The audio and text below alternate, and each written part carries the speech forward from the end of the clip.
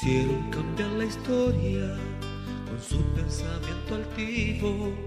4 corazones nobles, 4 jóvenes sencillos, los 4 desde muy niños en juegos poblacionales fueron construyendo sueños y unieron sus ideales. ¿Tú sabes qué es lo que conmemora el monito que está atrás tuyo? ¿Qué significa? ¿Cuál es su... Bueno, ¿a qué se debe y está ahí? Lo he visto, pero no tengo idea. No, es que tampoco hay como una explicación para las cosas que hay ahí. ¿Tú sabes qué es lo que conmemora el monolito que está atrás tuyo? No lo sabía realmente. O sea, me imagino que es por la memoria de los detenidos desaparecidos de la universidad y por el contexto de la pregunta en la que me están haciendo. Pero antes de esto no tenía idea. La historia de la Universidad de Talca es un reflejo de las transformaciones sociales y políticas de Chile. Desde su origen como parte de las reformas educativas de los años 60 hasta las cicatrices dejadas por el golpe de Estado y la dictadura militar. Este documental busca rescatar las historias individuales y colectivas de quienes, como miembros de la comunidad universitaria, enfrentaron represión, persecución y muerte, y cómo su legado ha marcado profundamente la identidad de la institución en su compromiso con la memoria, los derechos humanos y la democracia. Si queremos reconstruir la historia de lo que sucedió durante el golpe y la dictadura en nuestra universidad, no podemos desligarnos de su proceso de creación y formación y el de sus instituciones madres. Nuestra actual Universidad de Talca tiene su origen en 2 instituciones públicas que fueron creadas en la década de los 60, las sedes Talca de la Universidad Técnica del Estado y la Universidad de Chile, enmarcados en el proceso de expansión y descentralización de la educación impulsados por las reformas educativas de 1967 a 1970 durante el gobierno de Eduardo Frei Montalva. En marzo de 1963 iniciaría su funcionamiento la sede Talca de la Universidad Técnica del Estado, incorporando las especialidades de mecánica agrícola, cursos pedagógicos para la enseñanza industrial y un plan de extensión universitario. A comienzos de los años 80 se implementó un plan que buscaba una contrarreforma para las universidades estatales, que se denominó la Reforma de la Educación Superior, implementada en 1981, y que se constituyó en la mayor modificación que han sufrido las universidades chilenas a lo largo de la historia, y que permitió la creación de universidades regionales, producto de la fusión de las antiguas sedes, así como del surgimiento de universidades privadas. En el caso de Talca, la dictadura optó por la fusión de las sedes de la Universidad de Chile y de la Universidad Técnica del Estado, dando paso a la creación del Instituto Profesional de Talca, que se creó el 10 de marzo de 1981, nombrándose como su primer rector al coronel del Ejército e ingeniero militar Manuel Toso Giudice, quien hasta esa fecha se desempeñaba como vicerrector de la sede de la Universidad Técnica del Estado. Así se concreta la creación del Instituto Profesional de Talca, que luego de 7 meses de funcionamiento pasaría a reestructurarse como la Universidad de Talca, con el militar Manuel Toso Giudice como su primer rector. Las sedes de Talca de la Universidad Técnica del Estado y la Universidad de Chile no escaparon a los excesos autoritarios que se vivieron en nuestro país a raíz del golpe cívico-militar de 1973.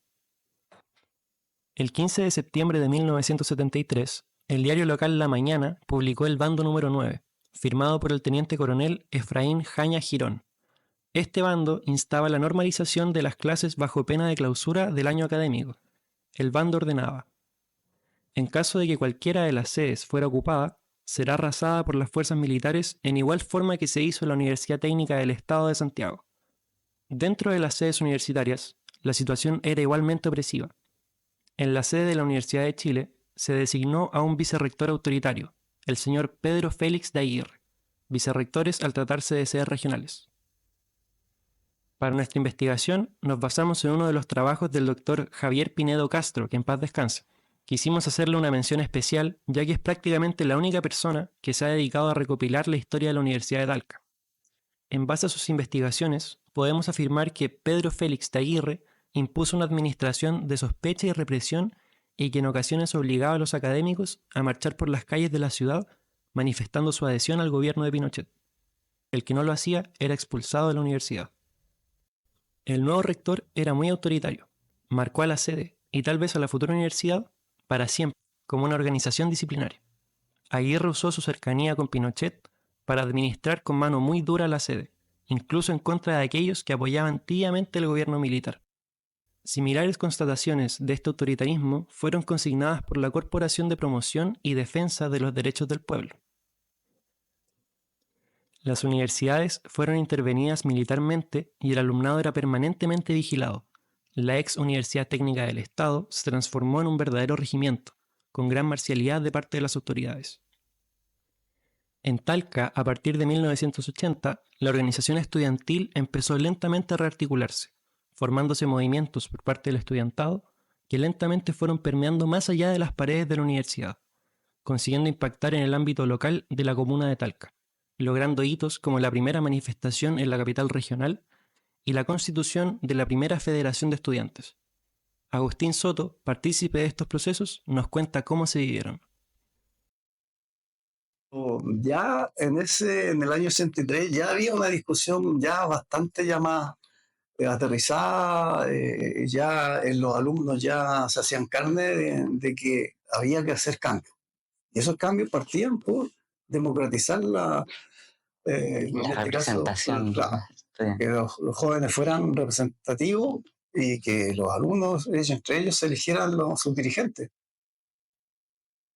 Bueno, esa fue una primera etapa, como te digo. Después de la primera protesta en el año 1983 a nivel nacional, que fue en marzo, me parece, y al mes siguiente ya se hace la primera protesta aquí en Talca. Y ahí la participación de los alumnos de la Universidad de Talca, en ese tiempo la Universidad Técnica, junto con las sedes de la Universidad de Chile, la Católica, fueron fundamentales en organizar esa primera protesta. Ahí me tocó a mí representar, dentro de la Unión de Estudiantes Democráticos, representar a la Universidad Técnica y a la carrera mecánica. Y ahí se eligieron varios representantes de distintos sectores, ya sea de la Universidad Católica, de la Universidad, de la sede de la Universidad de Chile, y se armó la Unión de Estudiantes Democráticos de Talca, UEDT, que principalmente, ¿cierto?, trabajaba por democratizar el movimiento estudiantil y expandir un poquito este movimiento hacia, digamos, hacia la comunidad. Porque también veíamos que no solo en la universidad, encerradito en nuestra sala o en la universidad íbamos a hacer algo, pero no se iba a notar. Tenía que ser fuerte un movimiento. Y se empezaron a tener contactos con sindicatos, con unidades vecinales, con jóvenes de las poblaciones que se organizaron también. Y partió la primera protesta en abril, que fue tremenda protesta también, en la cual pacíficamente marchamos por la 1 Sur hasta la plaza, llegamos hasta la plaza nomás porque estaban los carabineros y todos esperando que fuera todo pacífico, e incluso muchos se sentaron, no a la violencia, pero los carabineros arrasaron con todo y tuvimos que arrancar.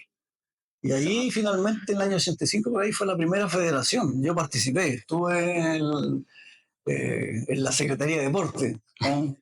Fue la primera federación democrática que tuvimos en el año 85. Es que ya también los momentos y la presión en todas las universidades ya estaban siendo reconocidos los centros de alumnos, las federaciones, y se estaban levantando. En el año 84, 85 ya había muchas federaciones a nivel nacional. Y aquí habían cambiado el rector. Ya habían puesto una imagen, sacaron, cuando se formó la Universidad de Talca, por ahí por el año 83, ¿no? Sale Manuel Toso y entra un nuevo rector de carácter un poco más abierto, ¿ya? Digamos, más cercano, donde se podían tocar estos temas y se fue haciendo un trabajo con el rector de que era necesario también y ellos entendieron que el movimiento tenía que seguir adelante y hacer parte ya de un movimiento democrático. Además del ámbito administrativo, el impacto humano fue devastador. Miembros de la comunidad universitaria fueron perseguidos por sus ideales políticos. Algunos fueron detenidos y desaparecidos, otros ejecutados. Este fue el caso de 6 jóvenes cuyas historias hemos recopilado en este trabajo y que conocerán ustedes a continuación. Pasados ya los años de dictadura, con la victoria del no en el plebiscito, se dio paso a una etapa de normalización de la vida cotidiana y de las instituciones democráticas, entre ellas nuestra Universidad de Talca. El nuevo gobierno demócrata cristiano, encabezado por Patricio Elwin, impulsó la creación de la Comisión Nacional de Verdad y Reconciliación, cuya función principal fue investigar y esclarecer las violaciones a los derechos humanos cometidas entre el 11 de septiembre del 73 y el 11 de marzo del 90 por la dictadura de Augusto Pinochet. Como resultado, entregó el informe RETI, que detallaba numerosos casos de víctimas e indagaba en su calidad de detenidos desaparecidos o ejecutados políticos, entregando cierta paz a los familiares. En aquel informe salió a flote la realidad de que al menos 5 miembros de nuestra comunidad universitaria fueron víctimas de la represión estatal, siendo calificados como ejecutados políticos o detenidos desaparecidos. A pesar de esa verdad evidente, las autoridades de aquella época y la universidad encabezada por el rector Álvaro Rojas no hicieron mención u homenaje alguno en relación a estos mártires. Fue el estudiantado, encabezado por la Federación de Estudiantes del año 95, quienes decidieron hacerlo valientemente. Es así como surge esta idea levantada por la Federación, presidida aquellos años por Marcos Campano, actualmente militante del Partido Socialista. No nos fue posible contactar a su presidente. Sin embargo, nos contactamos con Nicanor Cuevas, actual secretario político del Regional Maule Norte del Partido Comunista, y que en el año 95 era vicepresidente de la Federación de Estudiantes, y quien nos comenta cómo fue el proceso de creación e instalación de este monolito. Una historia bien que me acuerdo porque tuvo varias anécdotas bien jocosas, ¿ya? Resulta que el monolito se hizo en la casa de José Jara, ¿ya? Él con sus manos hizo una estructura de cemento y ahí instaló los nombres, ¿cierto? En el mármol, que estaban escritos en mármol. Y, bueno, sin conocimiento práctico, no se imaginó que eso iba a ser tan pesado, ¿ya? En un principio la idea era entre nosotros 4, por ejemplo, Levantarlo. lo subíamos a una camioneta y después allá lo bajábamos, lo vimos así de fácil, pero lo hizo con cemento concreto, entonces quedó más pesado. Y estuvimos tratando con palos, tratando de hacer palancas, no hubo caso. Hasta que un amigo, el amigo que nos prestaba la camioneta, Carlos Fuentes, ¿ya?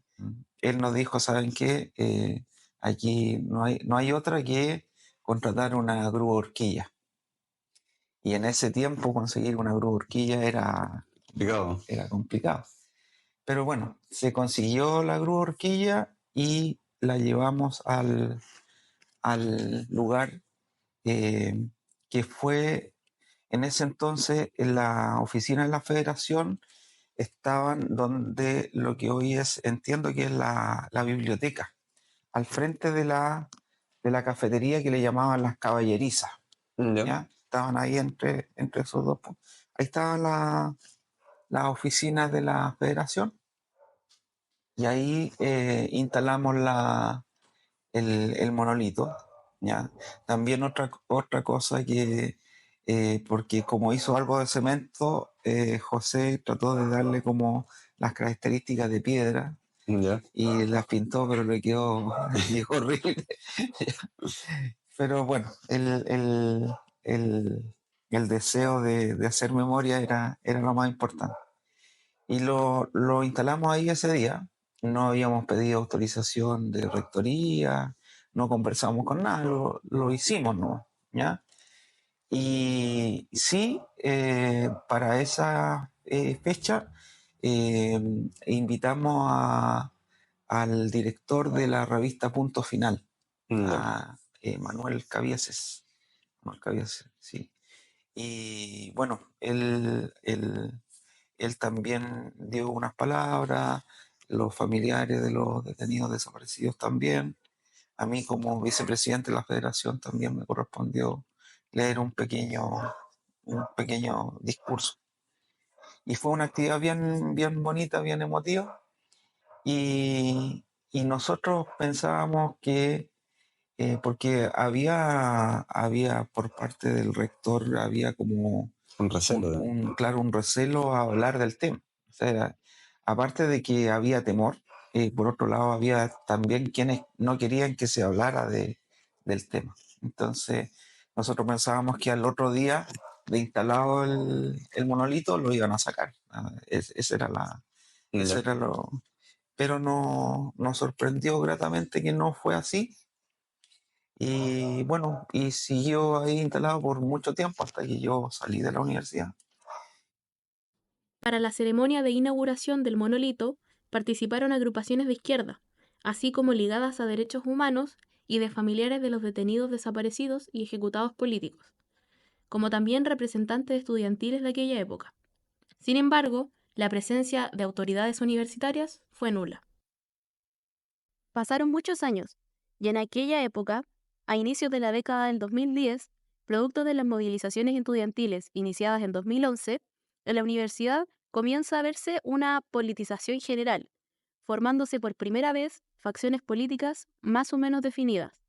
Y uno de los grupos que aglutinó distintas fuerzas de la centroizquierda fue Idea Utalca, reconocido como grupo intermedio por la universidad.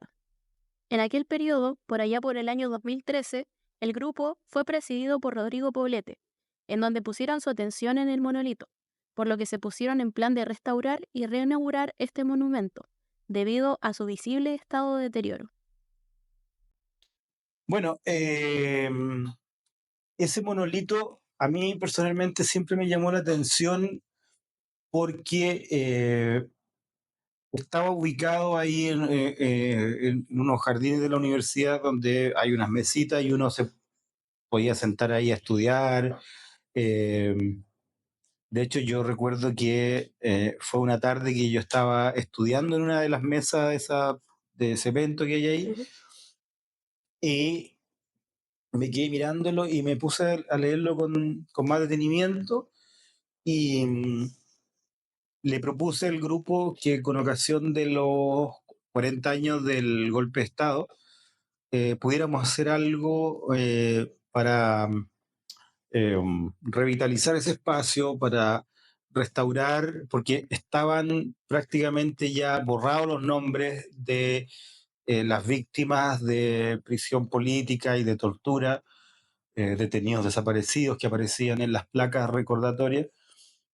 Y en una reunión, me acuerdo que tuve una reunión ahí en la sala 200 y planteé la idea y empezamos a gestionar cómo recuperar ese espacio. Hablamos con algunas autoridades para ver si había que pedir algún permiso, si era complicado o no, y nos dijeron que lo hiciéramos nomás. Eh, entonces yo me acuerdo que fui al Parque Las Rosas, porque dije, bueno, esto es mármol, y un lugar donde trabajan con mármol todos los días en el Parque Las Rosas. Entonces ahí se me ocurrió ir a preguntar por alguien que pintara placas de mármol. Y encontramos un maestro ahí y le encargamos la pega, nosotros juntamos la plata, hicimos una cucha entre los integrantes del equipo y, y le pagamos a esta persona, fue un día, las recuperó, las limpió, pintó de nuevo los nombres y empezamos a contactar a los familiares y así fuimos ubicando a la mayor cantidad de familiares posible y logramos armar la ceremonia de restauración. Ahí la universidad nos apoyó, nos puso la puesta en escena, cobertura de prensa institucional, asistieron autoridades, vinieron agrupaciones de familiares detenidos desaparecidos, estuvo Mirna Troncoso, eh, los familiares que logramos contactar y se generó una cosa bien emotiva porque desde que esas placas se instalaron, la primera y después la segunda que instaló otra federación, ese monolito no había tenido ningún otro tipo de actividad. Es así como llegamos hasta una fecha muy importante, la conmemoración de los 50 años del golpe civil militar. Y en atención a la fecha, es que como central de Prensa Lircay, estudiantes asociados en proceso de constituir un grupo intermedio de prensa en nuestra universidad, decidimos contribuir a construir memoria colectiva y rescatar las historias de nuestros compañeros de universidad. Así es como constatamos la existencia de una desconexión profunda entre los estudiantes y la comunidad en general respecto a temas de memoria y derechos humanos. Representantes estudiantiles de aquel año 2023 nos comentan sobre ello. Se veía bastante motivación, pero generalmente la motivación nace de personas que están familiarizadas con la problemática. Y digo problemática porque es un tema que todavía no tiene solución. Entonces, básicamente son los grupos de estudiantes o organizaciones quienes año a año se ven involucradas y que participan muy activamente, y eso también se valora mucho, más no hay una participación en general de los estudiantes base. Pero en general era bastante el desconocimiento. Hoy en día hay una lejanía de las y los estudiantes o de las juventudes con temas políticos en general, por lo que este también se tiende a comprender como un tema político, por lo tanto también una desafección por parte de gran parte del estudiantado. Frente a este desconocimiento, también quisimos averiguar qué estaba haciendo la Universidad de Talca, por lo que nos informamos a través de la vicerrectora Paula Caballero, que nos enseñó el itinerario de actividades que la universidad preparó para conmemorar dicha fecha, lo que incluía una variada parrilla de actividades. Sin embargo, pese a que las actividades planificadas se encontraban en armonía con la conmemoración, sentimos como estudiantes que cada una iba por su lado, sin vincularse entre ellas, como federación, secretaría política, la universidad como tal. Y lo que más echamos en falta es que hicieran partícipes a las agrupaciones de la sociedad civil ligadas a la materia. Por ello es que Prensa Lircay se dio a la tarea de trabajar por la memoria desde 3 ejes distintos: una mesa de memoria, una revalorización del monolito existente y abogar por la instalación de una conmemoración institucional. El actual director de Prensa Lircay nos explica cómo fueron abordados estos 3 puntos. Bueno, como estábamos viendo, en realidad como Prensa del ICAI sentimos la necesidad de hacer un vínculo entre las distintas conmemoraciones que existían, tanto Federación, Secretaría Política, la universidad como tal. Entonces por eso nos surgió la idea y materializamos esta mesa de memoria en la que convocamos a distintas agrupaciones, distintas entidades dentro de la universidad y a las agrupaciones de la sociedad civil, como la agrupación de familiares de detenidos desaparecidos, Corporación Ciudadana, Tras la Huella, y en esa mesa surgieron varias ideas y se llegó a materializar dos de ellas, que fueron las que llevamos a cabo como Prensa del ICAI. La primera de ellas consistió en la revalorización del monolito existente que se inauguró el año 95, y ese monolito decidimos, porque vimos como estudiantes que el monolito estaba relegado a un lugar en donde no se veía, no tenía visibilidad de parte de los estudiantes y mucho menos de la comunidad en general.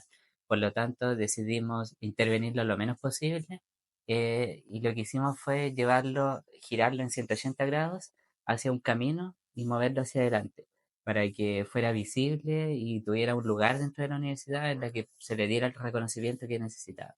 Y eso se materializó gracias a la ayuda de Paula Caballero, la vicerrectora de Desarrollo Estudiantil, y así se llevó a cabo, y la inauguración de este monolito, de esta revalorización, se dio a conocer a la comunidad en una ceremonia que organizamos, que también fue una idea que se surgió de aquella mesa de trabajo por los derechos humanos, y se materializó en esa ceremonia en donde asistieron distintos familiares incluso a los que pudimos invitar, y fue una ceremonia muy emotiva que hizo que la comunidad se enterara y supiera y tuvieran conocimiento realmente de esta problemática y de esta conmemoración que se estaba llevando a cabo este año.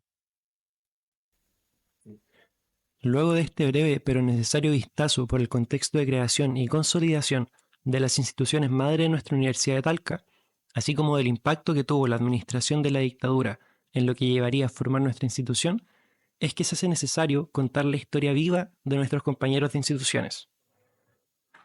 Aquellos a quienes estuvieron dirigidos los valientes homenajes que se sucedieron hasta hoy, más de 50 años después, porque nunca hay que olvidar que más que cifras en informes o nombres en una placa, estos jóvenes caminaron un día por el mismo suelo que hoy como estudiantes o funcionarios pisamos diariamente. Pablo, Claudio, José, Ricardo y Héctor fueron jóvenes, como cualquiera de nosotros, y es nuestro deber mantener su memoria, como jóvenes igual que ellos. La llamada Caravana de la Muerte consistió en una comitiva del Ejército de Chile que, bajo órdenes del dictador Augusto Pinochet, recorrió el país el año 1973 y cuya misión oficial era uniformar criterios para la administración de la justicia militar y acelerar los consejos de guerra. Fue comandada por el general Sergio Arellano Stark.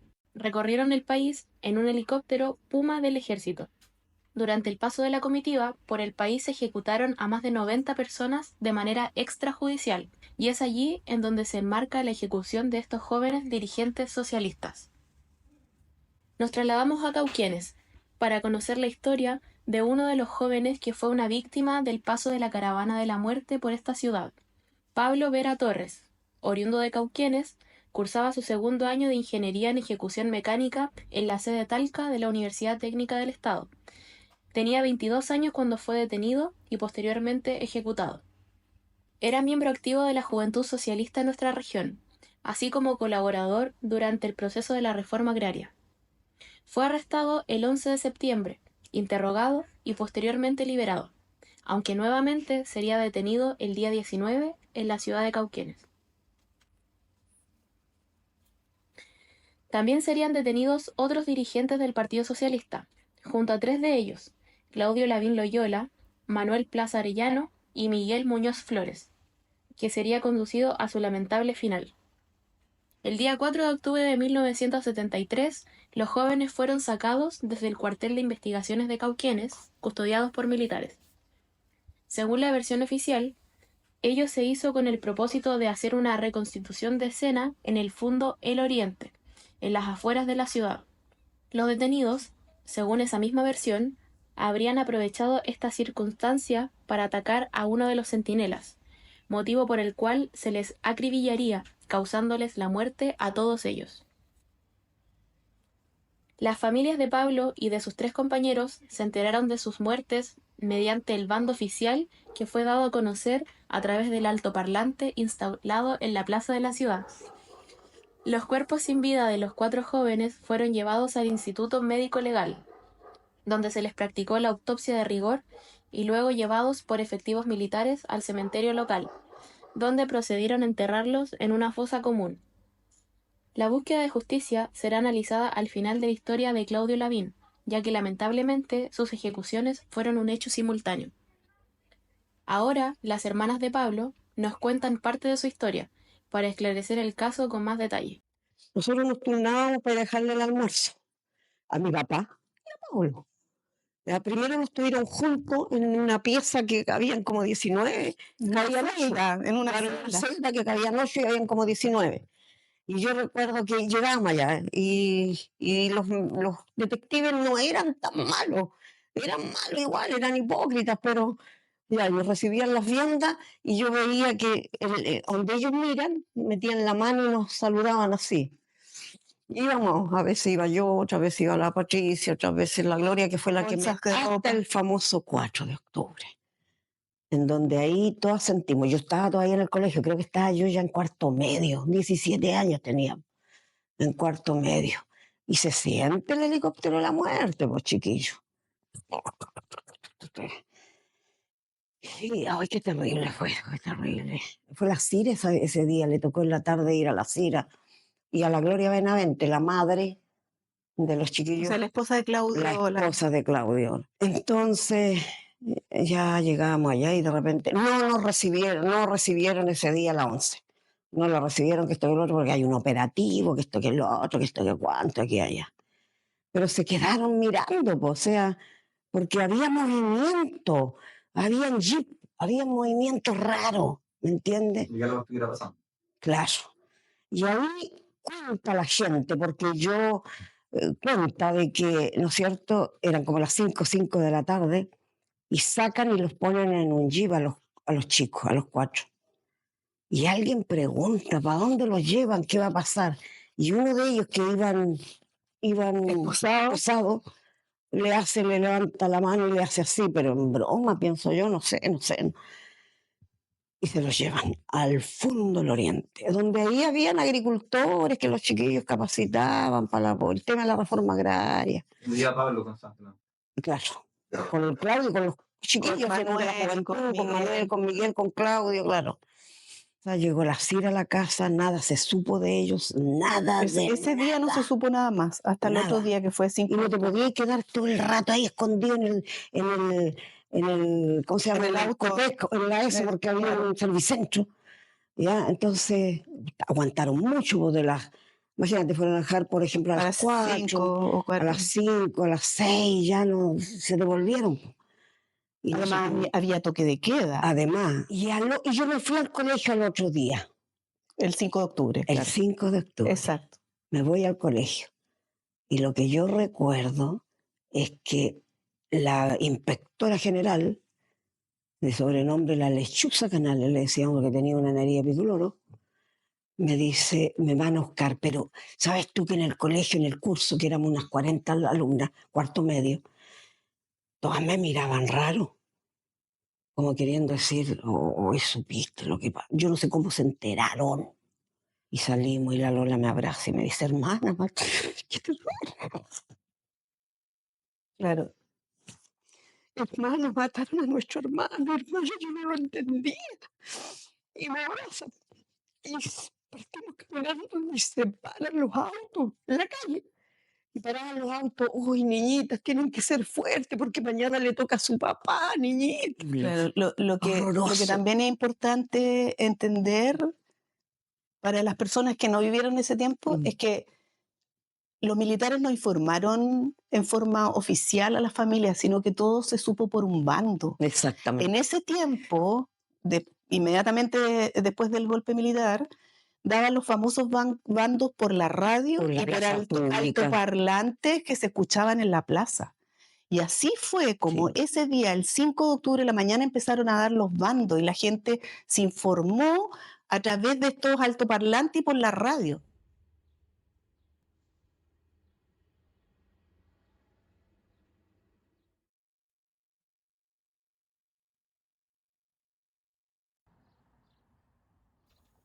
Nos mantenemos aquí en Cauquenes para contar la historia de Claudio Lavín, quien fuera ejecutado junto a Pablo Vera en el contexto del paso de Arellano Stark en el llamado caso Caravana de la Muerte Cauquenes.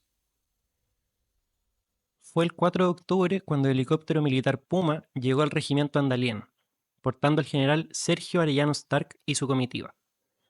No está determinada la hora exacta, pero fue a media mañana, porque hay testigos que reconocieron a 2 de ellos, según recopiló Patricia Verdugo en Los zarpazos del Puma. Claudio Arturo Manuel Lavín Loyola, oriundo de Cauquenes, tenía 29 años, era técnico agrícola de la UTE, nuestra actual Universidad de Talca. Casado y con 2 hijos, Claudio también era militante del Partido Socialista de Chile. Claudio fue detenido el 2 de octubre de 1973 por detectives cuando se presentó a investigaciones a cumplir con su firma diaria, que se le había impuesto anteriormente. En aquellos días, también serían detenidos otros dirigentes del Partido Socialista. La ejecución de Claudio se dio en las mismas circunstancias que Pablo Vera, en el fondo El Oriente. Oficialmente se dijo que intentaron huir en una reconstitución de escena, y en cumplimiento al bando 24 de la Junta Militar de Gobierno serían acribillados. Dicho bando autorizaba la ejecución inmediata en caso de oposición o resistencia armada a las nuevas autoridades militares. La viuda de Claudio Lavín, Gloria Benavente Franzani, comentó a Codepu los hechos ocurridos instantes luego del Consejo de Guerra. El día 4 de octubre, Gloria le llevaba el almuerzo a su esposo, pero el cuartel se encontraba cerrado. Un oficial le dijo: «Señora, no puede entrar porque hay militares, pero espere, porque a lo mejor se van luego. Alrededor de las 5 de la tarde, vio salir un jeep. Allí iba Claudio y otros detenidos. A él lo reconocí porque iba con una chomba roja que le había tejido. Nos vio pasar a mí y a su hermana Lili.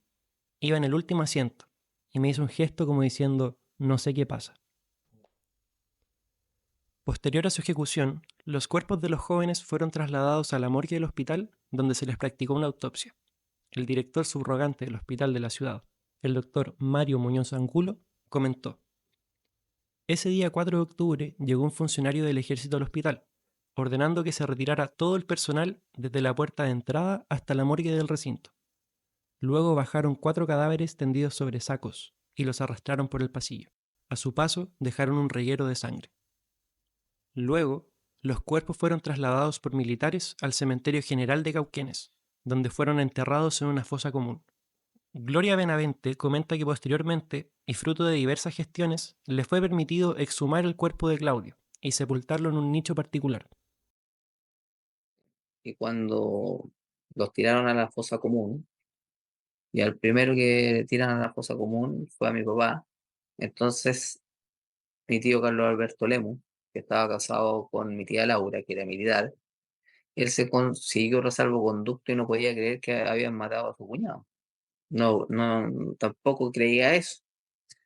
Y el tío Carlos Alberto consiguió ya no me recuerdo con quién habló, comandantes generales, con quién cambiar a mi papá de la fosa común a un nicho.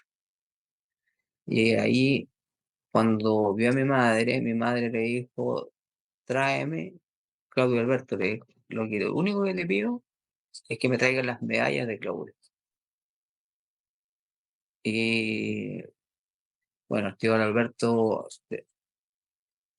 fue con el panteonero, con el mismo pelotón de fusilamiento, sabe quién fue cada uno de los que fusilaron, nunca ha hablado el tema con nosotros, jamás, porque le dijo a mi mamá, Gloria, pregúntame hoy día todo lo que tú quieras, pero nunca más me vuelva a tocar el tema, porque lo que yo vi no lo ha visto nadie. Y le entregó las medallas y la cadena ensangrentada a mi mamá. Y ahí mi mamá, olvídate, pues, o sea, pero siempre pensando en sus dos hijos. ¿Te fijáis? Que yo tenía un mes y mi hermano tenía un año. Yo nací en agosto y a mi padre lo matan en octubre. Entonces yo voy marcando cada año que voy cumpliendo, que es como la muerte de mi papá. Y todos los 4 de octubre, antiguamente se hacía una romería, ahora no se hace esta romería, sino que, ¿cómo se llama? Nos juntamos allá, se hacen, varias personas hablan, existe el comité 4 de octubre, que ahora eso lo creó el 5 de octubre, después que mataron, lo crea Juan León Casas Cordero, el compañero Doro, que se le decía así al compañero Doro, el flaco Aldana, eh, y una persona que se me fue en este minuto, crean el comité 4 de octubre. La Comisión Nacional de Verdad y Reconciliación consideró falsa la versión oficial entregada por las autoridades de la época. A esta comisión le resulta inverosímil la versión oficial en consideración de las siguientes circunstancias. El informe de autopsia de al menos uno de ellos afirma que se les disparó en la sien a corta distancia, lo que desmiente la versión oficial. La fuerte custodia militar bajo la cual fueron sacados los detenidos hace improbable que, estando desarmados, hubieran atacado a un centinela. Por lo tanto, la comisión ha llegado a la convicción de que estas 4 personas fueron ejecutadas por agentes del Estado al margen de toda justificación. Son víctimas de una grave violación de su derecho a la vida y sus familias del legítimo derecho a darle sepultura. El 30 de abril de 1986, las familias de los 4 ejecutados interpusieron una querella criminal por homicidio calificado, con 2 agravantes, premeditación y alevosía. Luego de iniciados procesos judiciales en contra de los perpetradores, el año 2001 los cuerpos de los 3 jóvenes restantes fueron exhumados de la fosa del cementerio de Cauquenes e identificados por especialistas del Servicio Médico Legal, para luego ser entregados a sus familias. En marzo del año 2023, la segunda sala Corte Suprema dicta sentencia de casación y reemplazo en el caso de juzgamiento de los autores de estos crímenes, confirmando la condena de 20 años contra Pedro Espinosa Bravo por ser el autor calificado de los 4 homicidios. Además, condena a Juan Chiminelli Fullerton a 10 años y 1 día como coautor de los asesinatos. Igualmente condena a Emilio de la Maotier González a 5 años por encubrir dichos crímenes. En tanto, Enrique Rebolledo Jara fue absuelto.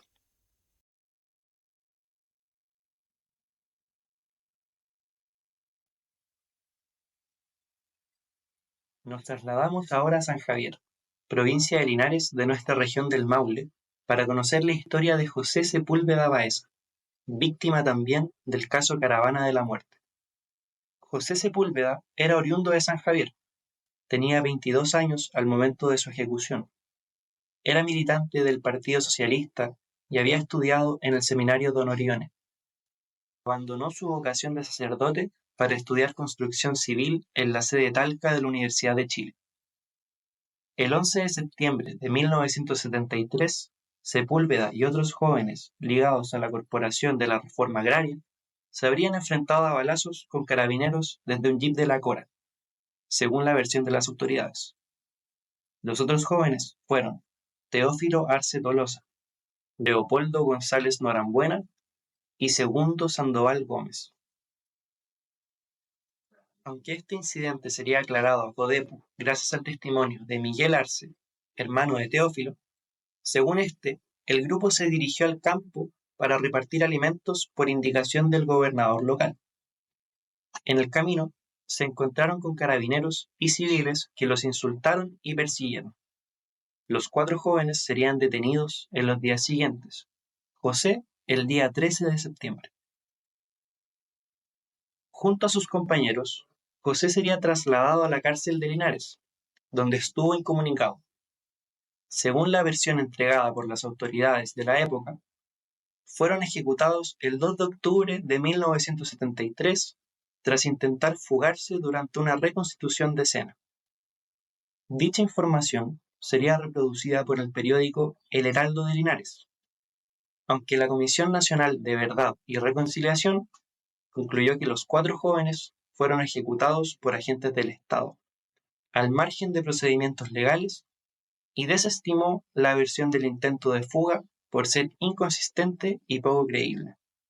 Según testimonios de su hermano, el día 2 de octubre de 1973, en la mañana, nos avisaron que estaba muerto y que había que retirar su cadáver del Hospital Base de Linares.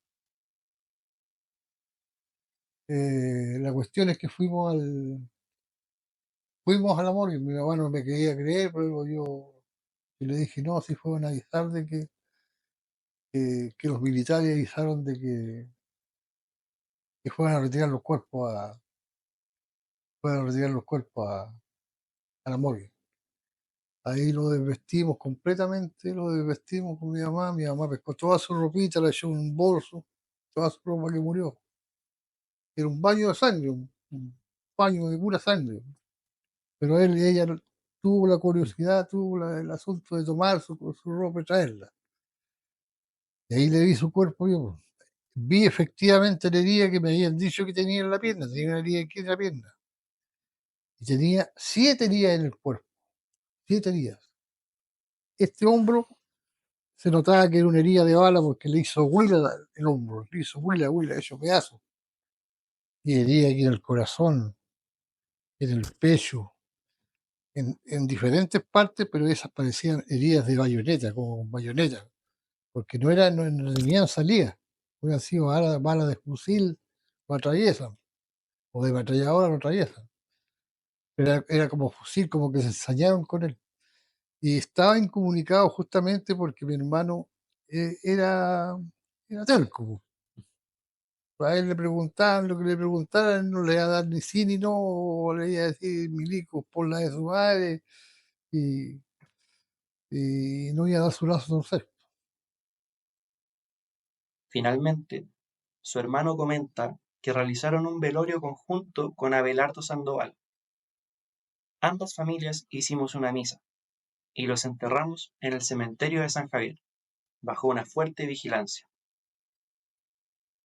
el año 2006, el ministro de Fuero, Víctor Montiglio, dicta sentencia de primera instancia en el proceso conocido como Caravana de la Muerte San Javier, en el que se buscaba aclarar la ejecución de estos 4 jóvenes, determinando la absolución de los 7 uniformados involucrados al aplicar la infame Ley de Amnistía de 1978.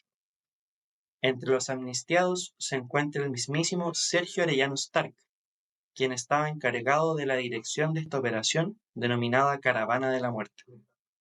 El año 2008, la Corte Suprema decide condenar a Sergio Arellano Stark a 6 años de presidio por su participación en estos 4 asesinatos, habiendo ordenado en la Escuela de Artillería de Linares la ejecución de los jóvenes. Serían condenados igualmente otros 4 militares por el hecho. A pesar de todo, Arellano Stark nunca pisaría la cárcel, ya que el Servicio Médico Legal acreditó que Stark padecía demencia, por lo que se decretó el cumplimiento de su pena en prisión domiciliaria, falleciendo en 2016. Pasó de que mi hermano fue el único de los 4 muchachos de aquí de San Javier que fallecieron juntos, el único que estuvo, todos los días que estuvo incomunicado. Estuvo incomunicado. Él nunca recibió una visita, él nunca recibió ropa, él nunca recibió comida, de afuera nada, absolutamente nada. Debo añadir para encima de que mi mamá era una persona éramos nosotros unas personas muy pobres realmente. Y mi hermano, mi mamá por ahí, siempre me recuerdo, le regalaron un bistec de una familia que tenía carnicería, le regalaron un bistec, mi mamá lo hizo para él y todos los días lo cambiaba de pan. El mismo bistec lo iba cambiando de pan y viajaba a Linares para ver a mi hermano y jamás pudo verlo.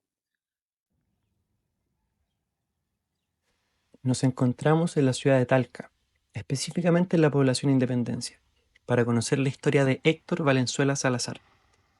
Era militante del Partido Socialista y profesor de filosofía en la Universidad de Chile, sede Talca, hoy Universidad de Talca. Fue asesinado a los 27 años junto a su esposa, Hilda Velázquez Calderón, enfermera universitaria de 31 años, y su hija de 6 años, Claudia Andrea Valenzuela.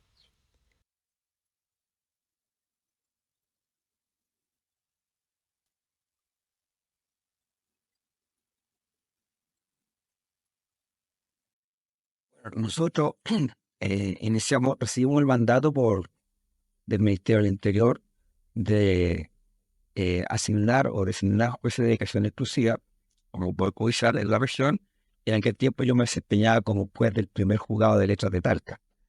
Y el único caso que estaba en ese momento vigente, detenido desaparecido, era el caso de la comitiva que salió con el intendente y 9 personas que cruzaban la cordillera, de las cuales 2 desaparecieron. A raíz de esa investigación fueron surgiendo otras aristas. Y dentro de eso, en el caso de la comitiva del intendente Germán Castro, cuando ellos se enfrentan en Ciprese o son detenidos por una patrulla militar, en ese momento se dispersan mucho, otros caen detenidos en el momento, fallece uno, el señor Miño, y bueno, de ahí comienza también en paralelo en la ciudad de Talca la búsqueda de quiénes serían aquellas personas que se dispersaron y que no fueron encontradas. Ese es el contexto por el cual una patrulla militar llega a la casa de el señor Valenzuela y procede a la interrogación de él, a la revisión de su casa. ¿Por qué razón? Porque él era militante del Partido Socialista, el intendente era socialista, y de lo que se sabía era que un grupo de compañeros socialistas del intendente habían salido con él hacia la cordillera.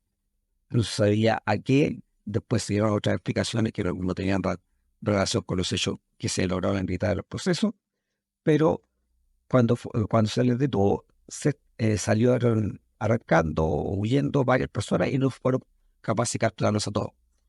Por lo tanto, no se conocía la identidad de las personas. ¿Y qué se optó? Recurrir a aquellos que podrían tener alguna cercanía con el intendente y que eran reconocidos militantes del Partido Socialista. Hubo allanamiento en muchas casas de Talca y una de ellas fue el señor Valenzuela. Esta inspección significó que el señor Valenzuela recibió en su casa, él era casado con una persona que era enfermera, trabajaba de enfermera del hospital, y recibió esta patrulla militar. Conversan los antecedentes que teníamos en ese momento, en el que la conversación fue bastante, digamos, sin problemas, no fue una conversación violenta, pero al contrario fue bastante caballerosa. Pero cuando la patrulla militar se retira, él y su mujer conversan que esto iba a ser pan de todos los días y que no iban a aceptar esta situación. Y ellos deciden por el fin de su vida. Toman algunas decisiones, por ejemplo, lo dieron comprando un balón de gas nuevo. Le piden a la nana que trabajaba con ellos, que le ayudaba con tenían 3 niños ellos, que no vaya a trabajar al día siguiente. Y lo que ocurre al otro día es que ellos se cortan las venas a todos. Habían sellado previamente la casa con cinta, habían abierto parón de gas y habían cortado la manguera para que el gas quedara dentro de la casa. Por distintas situaciones, el olor a gas, a la mañana siguiente, cuando esto, sabemos a qué horas comenzó, no teníamos ese dato nosotros, se le avisa al hermano de Héctor Valenzuela, que esto me parece que era el nombre, que vaya a la casa, porque algo pasaba. Él llega, siente el olor a gas, bota la puerta, ahí se da cuenta que la puerta estaba sellada con cinta adhesiva, lo mismo que todas las orillas de las ventanas, y ve a su hermano, que movía algo a la cabeza, recuerdo que me señaló, y a su mujer que estaba, no sabe si muerta o no, y ve que uno de los niños, el mayor, está sin signos vitales, pero que los otros 2 estaban con signos vitales, y decide partir, tomarlos. Él dice que hace parar una micro, y esa micro lo lleva hasta el hospital donde los niños ingresan y posteriormente su vida fue salvada por la persona del hospital. En este intertanto, con todo el alboroto, llegó una patrulla de carabineros a cargo de un teniente, hoy fallecido ese teniente, y este teniente ingresa, no tengo referencia si fue acompañado, solamente escoltado por un par de carabineros más, ingresa a la habitación donde se encontraban ellos y se encuentra con este macabro espectáculo. Hay sangre, está el olor a gas, y lo que a punto el testigo relató es que Valenzuela en su lecho ya casi agónico, la habría insultado, salgan de aquí, va a costar por cual, etcétera. Y este teniente no haya nada mejor que tomar su arma, me parece que era una metralleta, y lo balea, estando acostado Valenzuela y su señora, donde ahí finalmente fallece. ¿Cómo nosotros supimos esto? Porque el informe de autopsia reveló la forma de ingreso de las balas en el cuerpo tanto de Valenzuela como de la señora de don Héctor, y todas entraron en diagonal desde arriba hacia abajo. Estaba también el croquis de la habitación, de la ubicación de las camas, del muro, y salía el curso más o menos de las balas en diagonal desde arriba hacia abajo.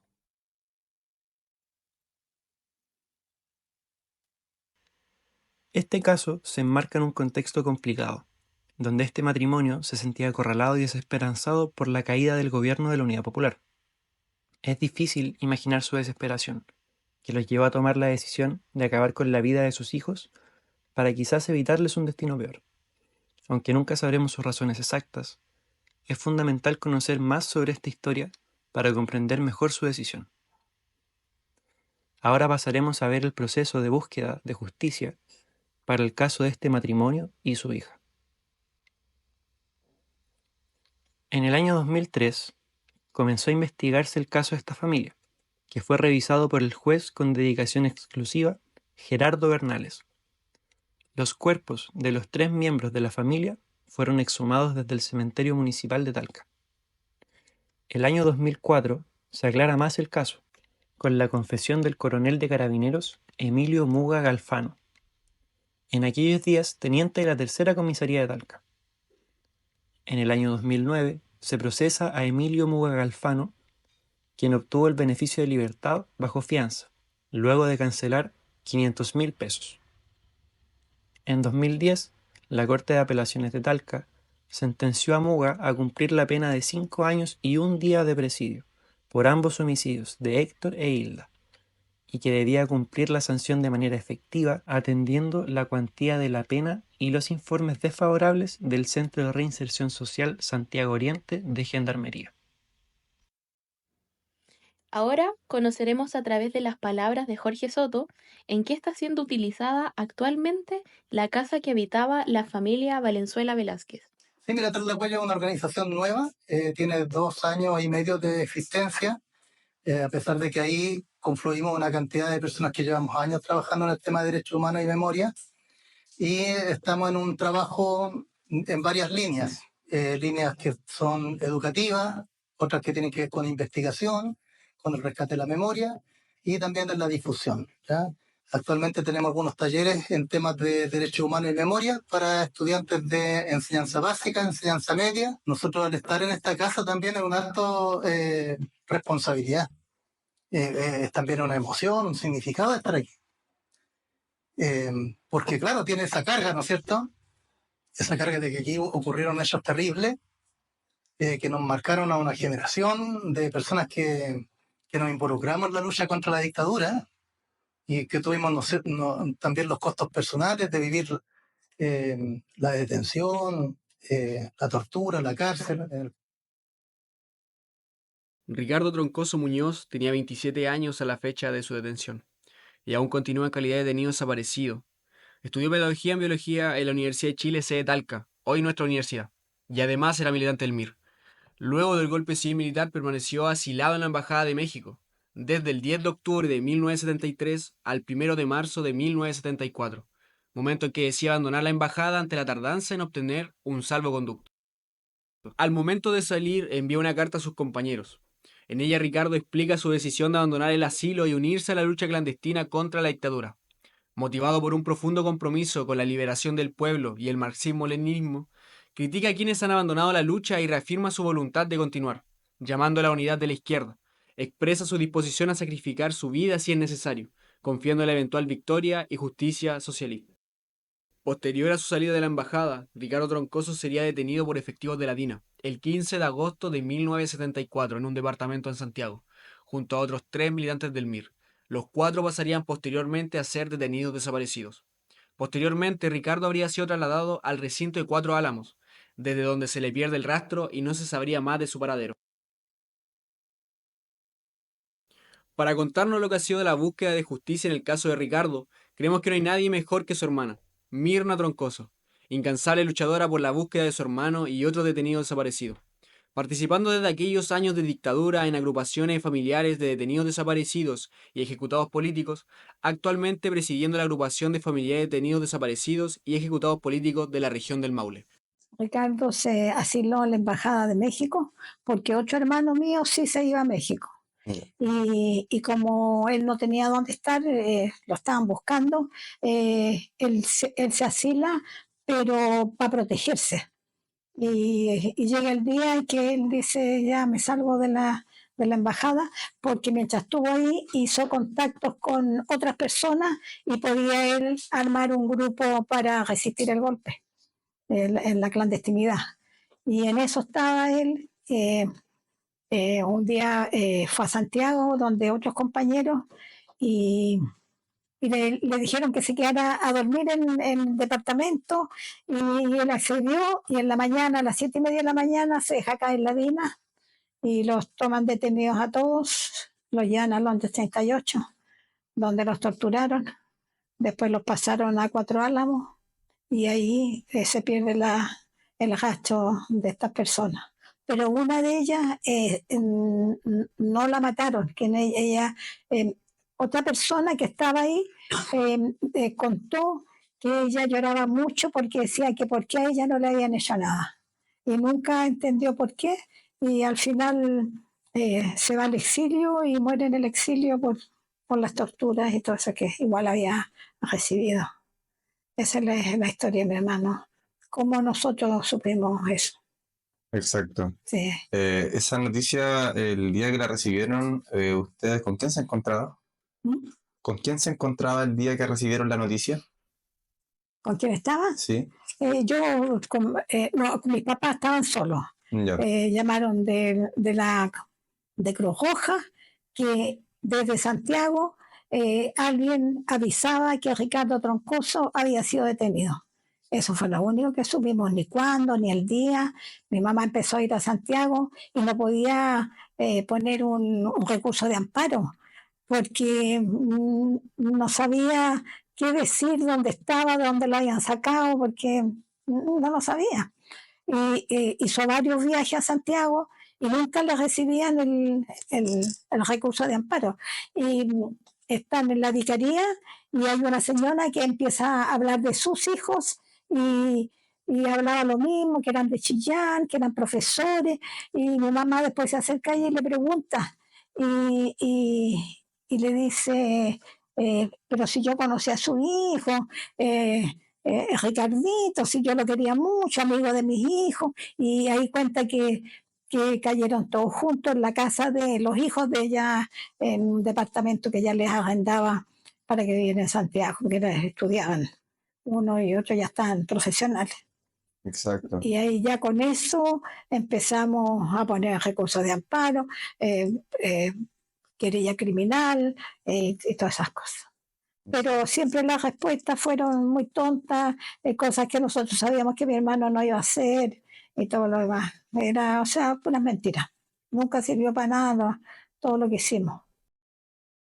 Sin embargo, y a pesar de la numerosa sentencia y a la incansable búsqueda liderada por su hermana Mirna Troncoso, lamentablemente aún se mantiene el estatus de detenido desaparecido para Ricardo Troncoso, sin saberse aún a ciencia cierta su paradero a pesar de las sentencias del caso.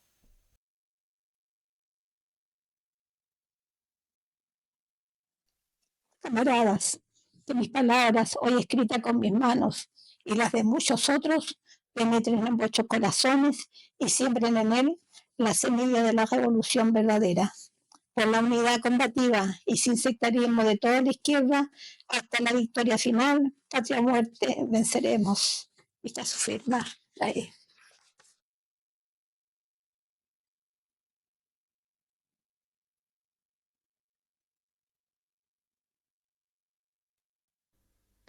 Nos trasladamos a Santiago para conocer la vida de una joven que había sido olvidada en nuestra memoria institucional. No sabemos por qué su nombre no aparece en el monolito instalado en el 95, pero durante nuestra investigación descubrimos su relato. Ahora, nuestro objetivo es rescatar su historia y asegurar que ésta sea incluida en un posible nuevo sitio de memoria institucional. María Angélica Andreoli, de 27 años, era estudiante de nutrición y dietética en la Universidad de Chile, sede Talca. Interrumpió sus estudios y en 1974 se encontraba viviendo en la capital. Era militante del movimiento de izquierda revolucionaria y miembro del equipo de apoyo a la Comisión Política del MIR y a Miguel Enríquez, su secretario general.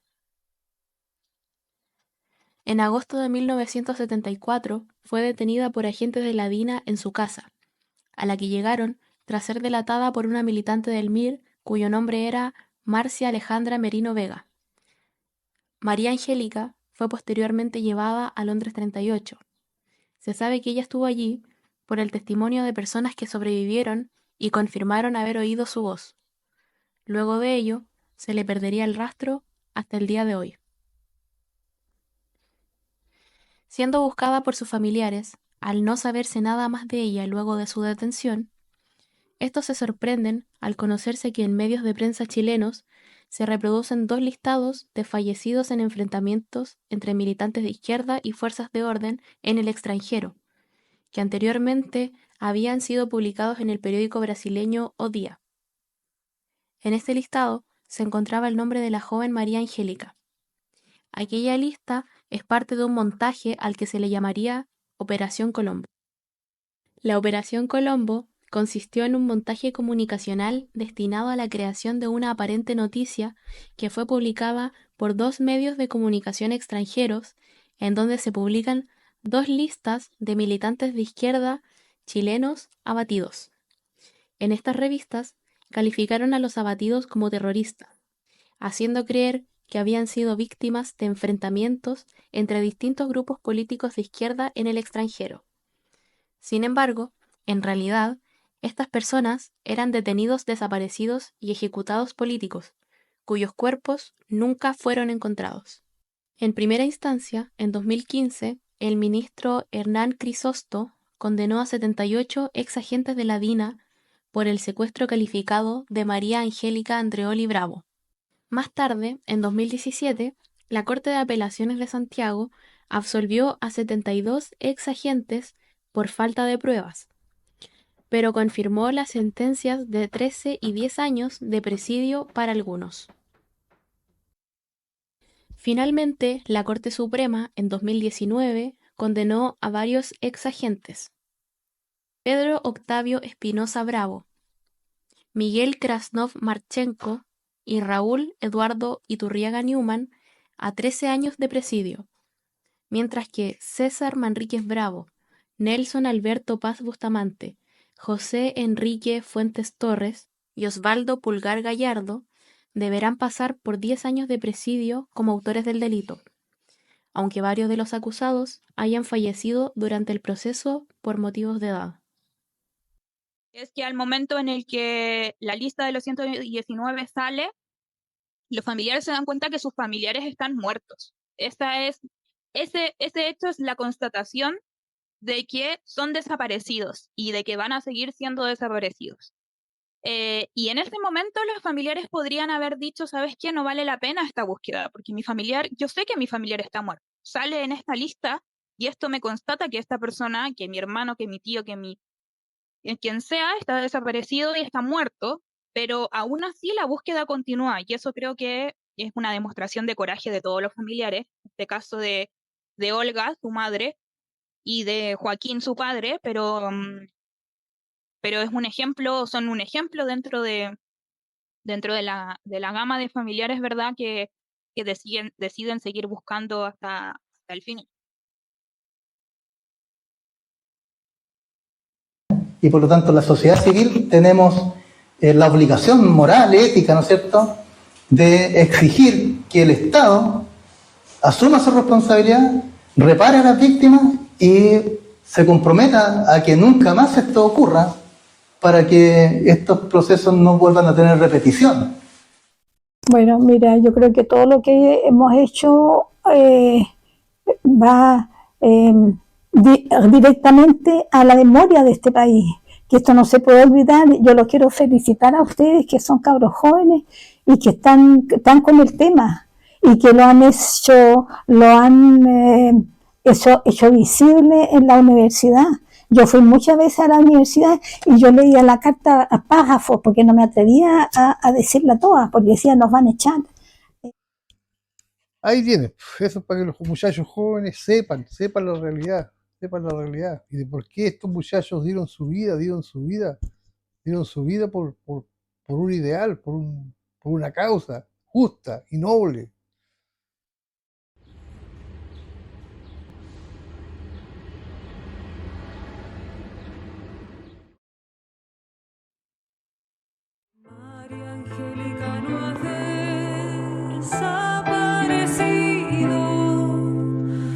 Aunque te hicieron desaparecer un 6 de agosto en esa villa que ya ni quiero nombrar, no has desaparecido de nuestros sueños